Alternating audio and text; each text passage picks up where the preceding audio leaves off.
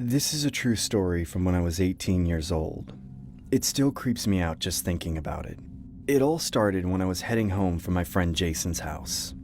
It was about 3 a.m. in the morning, so it was pretty dark outside. I was walking towards a bus stop to catch the blue night bus that ran during after hours. My friend didn't really reside within a suburban area. He was more or less closer to the downtown region. That meant there were a lot of random weirdos strolling around the streets, which definitely made me a little uncomfortable to say the least. They're uncomfortable, I have to sleep out here. I decided to wait inside the glass shelter of a nearby bus stop as I regretted my decision to take the bus this late at night as opposed to just calling an Uber. I couldn't help but notice the dozens of flyers stuck up on the glass of the shelter. They were scattered everywhere, all varying from different things like job postings, rooms for rent, that kind of thing. There was this one flyer that really caught my attention. It was a picture of an older gentleman doing a peace gesture with his left hand. The title of the posting was called, "Easy $300 in One Day, Call Me." I decided to read further into the flyer as the thought of making an easy $300 in one day seemed like a bargain one couldn't refuse. The flyer had a description which read, "If you are looking to make a quick $300, then you've come to the right place. This job entails the assistance of cleaning/chores for a period of 12 hours. Call my cell phone and the details provided below if you're interested. Regards, Philippe."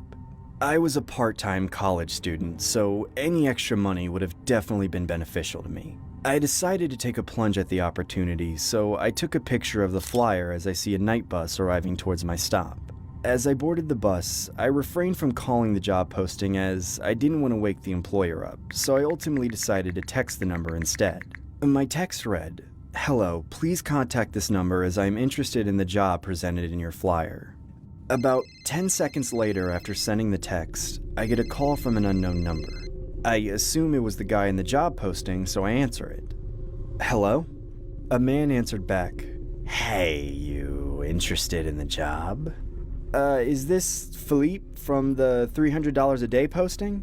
Yes it is. What's your name, kid?" I'm John, sir. How are you?"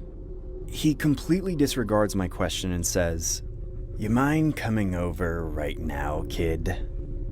Sir, it's kinda late for that. Can we do tomorrow?" "Kid, listen. I know it's very late at night, but both my wife and grandma are sick, so I could use a helping hand as soon as possible." I felt really uncomfortable knowing this guy was trying to guilt trip me into coming over to his house. Mind you, it was approximately 3 a.m. in the morning, which made the thought of going that much more absurd. I tell him, "Sir, if we can arrange this for tomorrow, it would be much more convenient for me." "Kid, John, listen. If you come right now, I will pay you double. $600. Take it or leave it." Whether the man was bribing me or not, I unwisely took the bait. I ended up saying, "I'm on my way. I'll be there in about a half an hour," while simultaneously getting off the bus to call an Uber. I ended up getting dropped off at the address provided within the flyer and immediately began second-guessing my decision. While standing in front of the house, I get a call on my cell phone. It was from an unknown number again. I answer it and say, "Hello?" "Hey, Johnny, can you see me?" No, sir. Where are you?" "Look at the window." "I'm looking at it, but I don't see you, sir." "Look a bit closer. I'm looking dead at you." Where, sir?" I get startled by a firm grasp on my shoulder. "Oh, I'm sorry, John. I didn't mean to scare you. I thought you could see my reflection in the window. Anyways, please allow me to show you inside my house." Thank you, Philippe." "You can call me Creep." "Creep? Why would I call you Creep?" "It's a nickname that my mom gave me as a young boy. All my close friends call me that, so I'd appreciate it if you did the same." Okay, Philippe. Creep." We are technically friends now, right?" Yeah, sure." "Very well then. Let me show you inside, John." We end up going inside, and I can't help but notice the amount of dolls laying around his house. It honestly looked like he was a hoarder that had an obsession over dolls. I decided to ask him, "Why do you have so many dolls?" It's just a collection that I've accumulated from my childhood. Aren't they precious, John? I've built a special bond with these guys. I'll never feel alone again, you know? At this point, I was pretty convinced that the name Creep was actually his biological name due to the creepy vibes he was giving off. I see. Well, what exactly does this job entail?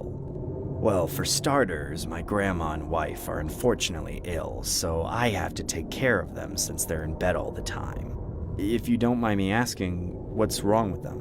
Well, my grandma has Parkinson's, so she's unable to function without my assistance. My wife sadly got into a tragic car accident after her dance rehearsal. She's pretty much paralyzed in her legs and can't walk, so I now have to take care of her as well. Oh, I'm sorry to hear that.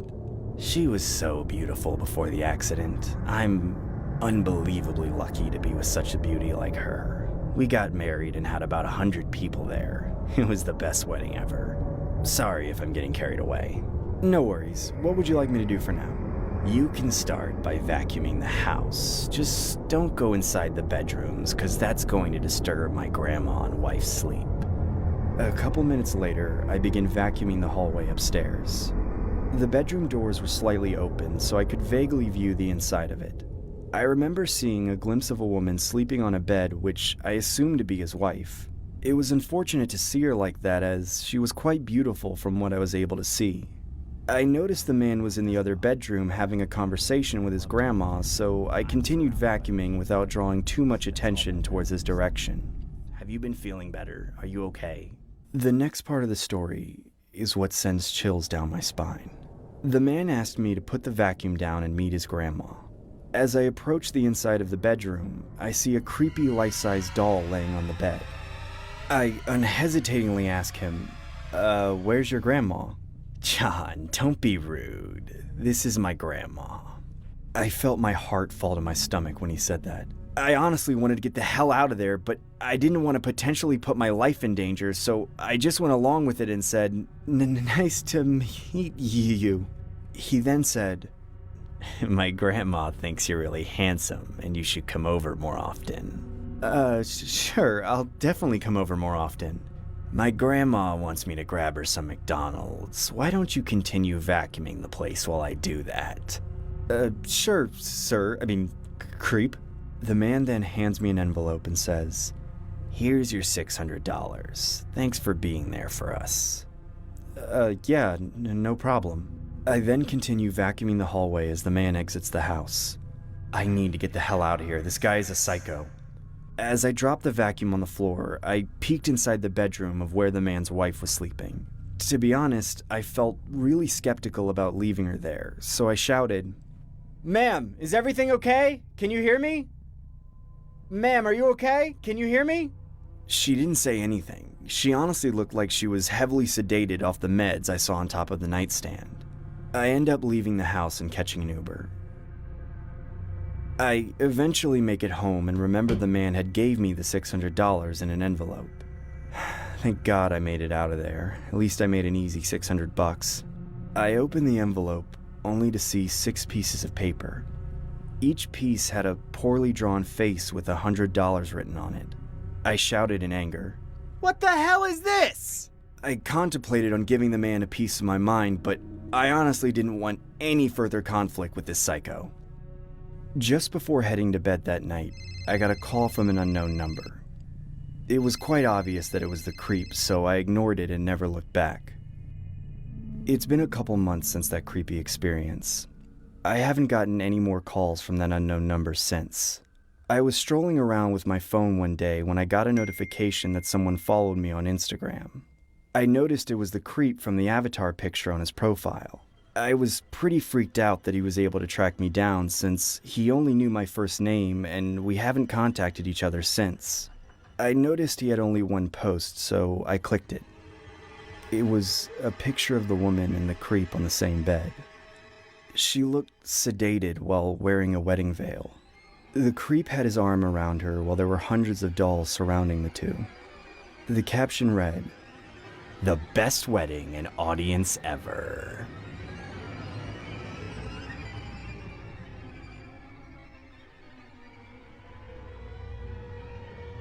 She was so beautiful before the accident. I'm unbelievably lucky to be with such a beauty like her.